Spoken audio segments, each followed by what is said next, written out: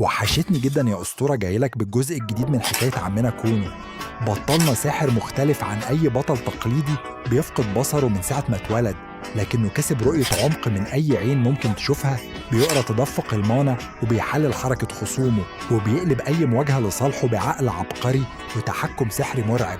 وفي وسط أكاديمية السحر وسط النبلاء، في مكان بتدبر في الظلام.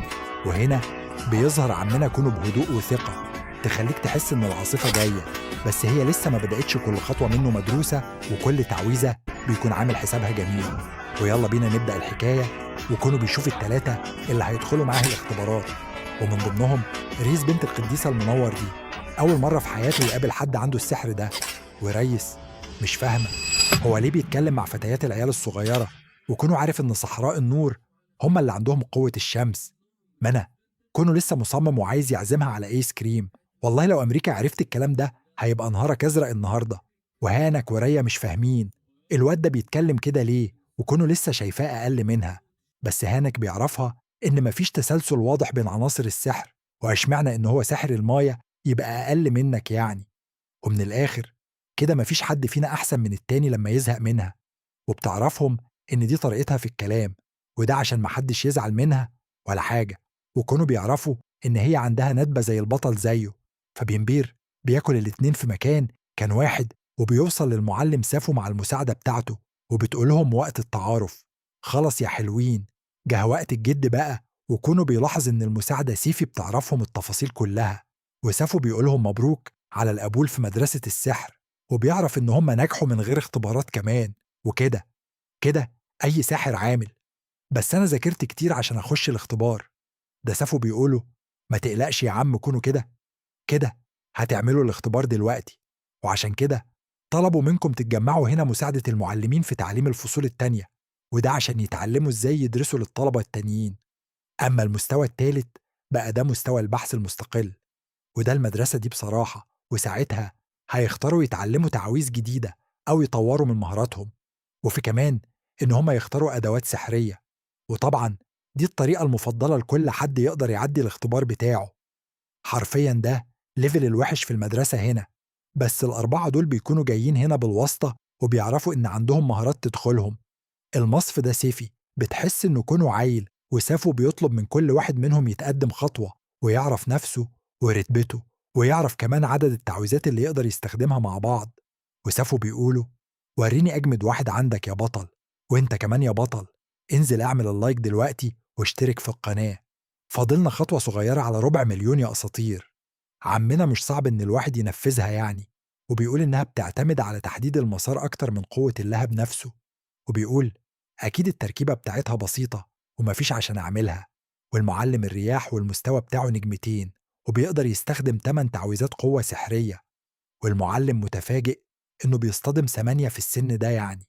وسافو بيكون متحمس جدا لأن هو كان بقوته على استخدام الرياح. وبعدها ريا بيضرب التعويذة بعيد، وبيقدر يعمل انفجار في المكان.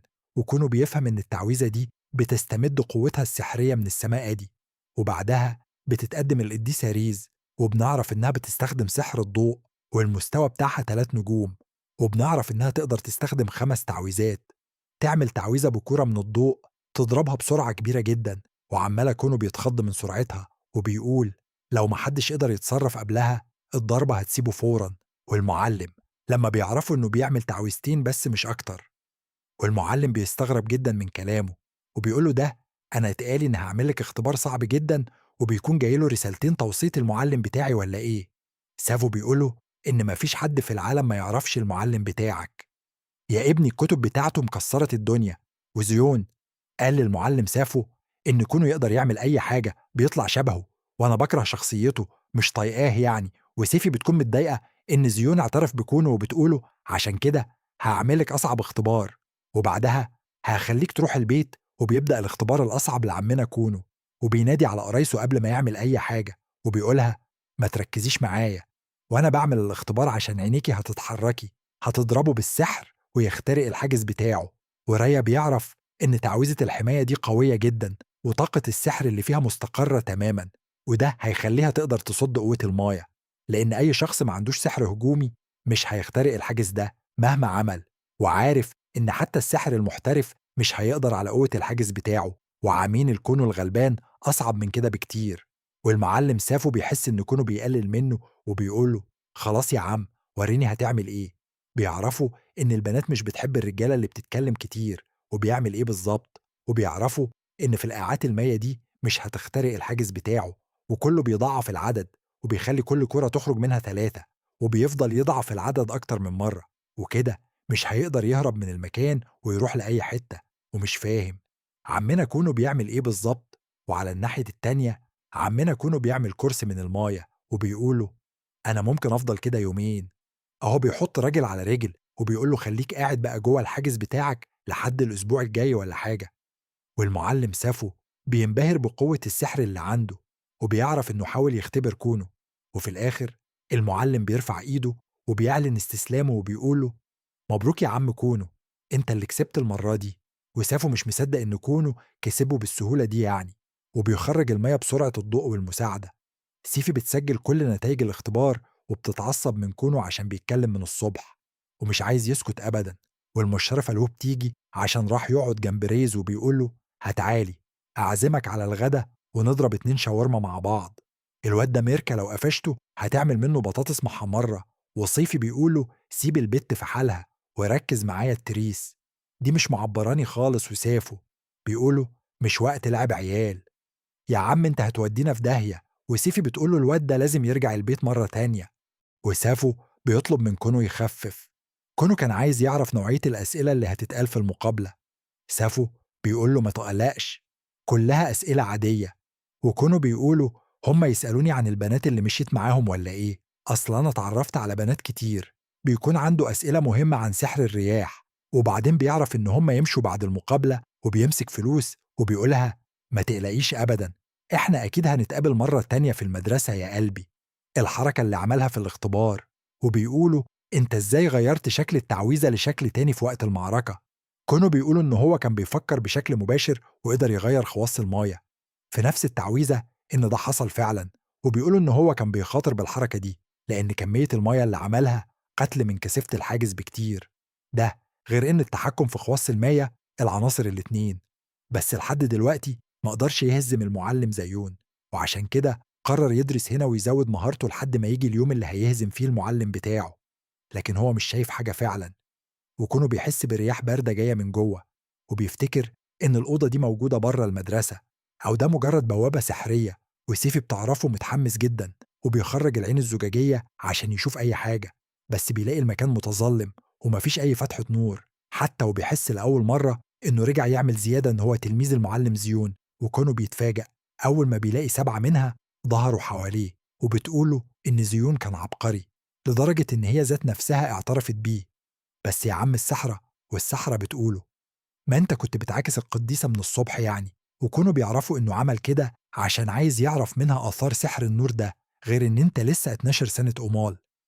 لما تكبر يا عم كونوا هتعمل فينا ايه. وكونوا بيعرفوا ان زين كان تلميذ عند السحرة دي برضه، وبتسأله إذا كان اتعلم حاجة جديدة. النهاردة كونوا بيعرفوا من صفي صحراء النخبة، وبتطلب منه يبعد عن البنات ويجتهد في دراسته الفترة الجاية. وبيعرف إن دي السحرة رفا كبيرة الصحراء ومديرة المدرسة.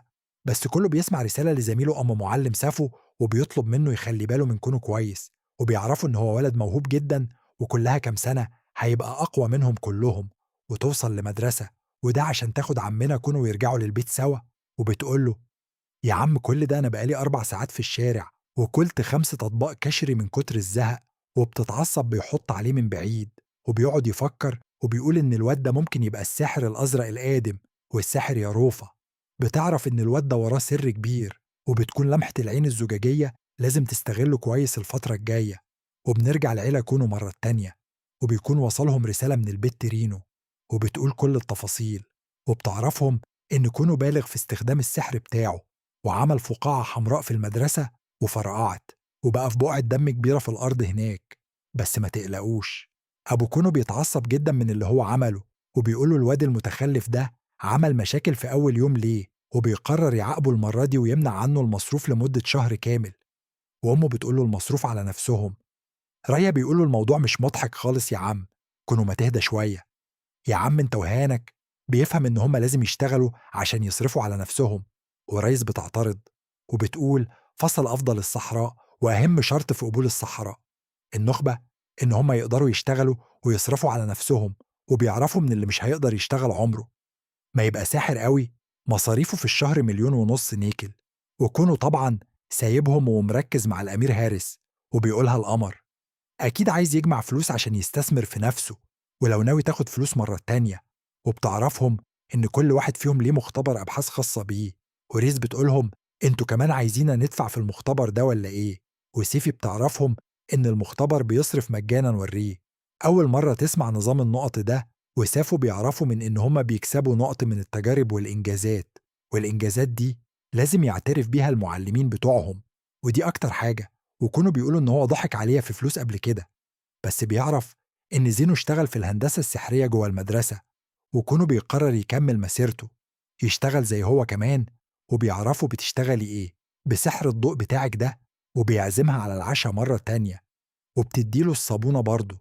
الواد كونو ده ما بيتعلمش خالص ولا ايه. ورينو بتحس ان عمالة كونو مديها من حاجة، وكونو بيقولها ان الأميرة ريز بترفضه دايما. ورينو بتعرف ان هو بيزن عليها على طول، وبتقرر تديله درس في الجنتل. البنت الراجل يحترم رغبة البنت اللي معجب بيها، وكمان ممنوع يكون معاها في مكان لوحدهم عشان الشيطان شاطر. وانت فاهم الباقي يا أسطورة. وكله بيقرر يسمع فلوس، بس كانوا بيطمنوها وبيعرفوها انه يدفع مرتبة في ميعادها. والأميرة ريز بتكون قاعدة في القصر مع بناتها، وبيحاولوا يفكروا في حل للمصيبة، وبيعرفوا إنها بتعتمد على نفسها في كل حاجة. وبتلاقي واحدة من البنات بتقولها أنا مش عايزة مرتب الشهر ده، بس الشهر الجاي هاخد المرتبين على بعض عادي. والبنت التانية بتقولها وبتعرف من هانك إن كونه فتح مشروع خاص بيه، والمشروع شغال نار، وكونه عمل فلوس كتيرة في أول ساعتين. بس ده لو فتح مشروع 1000 نيكل، وبيستغل الطلبة اللي بتسهر كل يوم على الأبحاث بتاعتها، وبيخشوا ياخدوا ساعة نوم ويرجعوا لنشاطهم مرة تانية. وبعد شوية بيخرج للطلبة اللي واقفة بره. الطلبة كلها نايمة نوم عميق جدا، وكانوا بيعرفوا من إن دي سراير المايه اللي بيعملها بالسحر بتاعه. وكمان دي الحاجة الوحيدة اللي عجبت زين واعترف بيها. وسافو شايفها كبيرة، وقرر يوفر لهم فترة نوم قصيرة بس هترجعهم للنشاط الطبيعي. وسافو بيقولوا أنا موافق أديك مختبر تاني عشان توسع المشروع، وبيطلب منه الناس كلهم بيجربوا سراير المايه بتاعت كونو. وكلهم بيقولوا إن كونو ده عيل عبقري فعلا. وأول ما لمسوا السرير المائي ناموا في أقل من 5 ثواني. وبعدين ركزوا معاه أكتر من الأول. ولما بيعرفوا إنه طالب عند المعلم زيون والأميرة ريز، بتعرف إن كونه يبقى الواد المنزلق اللي بيمشي وراها. وريز بتقولهم ده مجرد زميل يعني. بس كل الطلبة اللي سألتهم قالوا إن كونو ذكي جدا وموهوب. تروح لكونو وبتعرفوا إن هي حاسة بالذل، وهي جاية تطلب منه نصيحة، وعمانة كونو مش مصدق كلامها، وبيقولها أنت جاية تطلبي نصيحة مني؟ أنا شكرا على ثقتك الغالية أبدا، بس خليكي فاكرة الجميل ده دايما. وريز رافضة إنها تقبل الجميل ده منه، بس دلوقتي بقت مضطرة فعلا وما عندهاش حل تاني. وكانوا بيقولها إحنا ما ينفعش نبقى لوحدنا، وبيقتروا عليها تعليق الإصابات مقابل أجر مادي.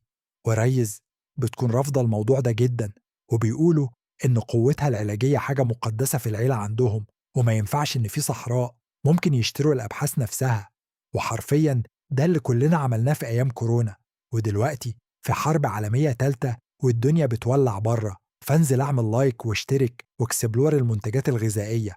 وفجأة بيكتر عليها صناعة الأدوات السحرية. والمعلمة سيفي بتعرفوا إن الأدوات السحرية مهمة جدا، بس هيحصل مشكلة كبيرة بينهم بسبب كورة ريز بتوافق على الاقتراح بتاعه، وكونوا فرحانين عشان هيتصادفوا في بحث سحر الضوء. وبتوصل المعلمة سوريا لمختبر كونو، وكونو بيلاحظ إن بشرتها بقت أجمل. وريس مش مصدقة إن الست دي سحر الضوء زيها. والمعلمة سوريا بتتعرف عليها وبتقولها إن هي اللي هتدرس لهم عناصر سحر الضوء السنة دي. وبعد كده عارف إن هي ممكن تنمو في دي أرض سحرية. وريس بتعرفوا إن هي زارت الأرض المقدسة قبل كده، ودي أرض تم تطهيرها بالقوة السحرية. وكونوا كده وبيقرروا يجربوا التعويذة على أسرة الزرع الصغيرة. والمعلمة سوريا بنفسها بتشرف على الموضوع ده، وبتقول إن هي أول مرة تعرف صغيرة، وبتعمل بعدها طبقة حماية على أسرة الزرع. والمعلمة سوريا بتنبهر بالتجربة جدا، وكانوا بيكتب كل اللي حصل في البحث بتاعه، وبيقول عشان ياخد منها شوية معلومات. ونيس بتقوله إحنا المفروض نعمل إيه دلوقتي؟ كونه بيقولها تعالي أعزمك على غدا النهاردة، وبتعرف إن مفيش فايدة في الواد ده، وكونه بيقولها انتوا ايديها وهتبقى غنية كمان.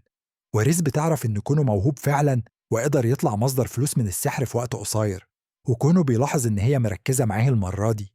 ويا عيني البت بتتصدم أول ما بتعرف إن كونه دفع الفلوس من جيبه، لأنه جازف بالفلوس اللي معاه كلها. والتجربة كان ممكن تفشل، وريس بتكون فرحانة وقلبها بيحن، وريس بتشكره وبتعرفه إن هي مش معجبة بيه برضه. وبعد كام يوم بياخدوا أول زرعة من الشيشيلة، والمعلمة سوريا بتساعدهم في تحضير العلاج.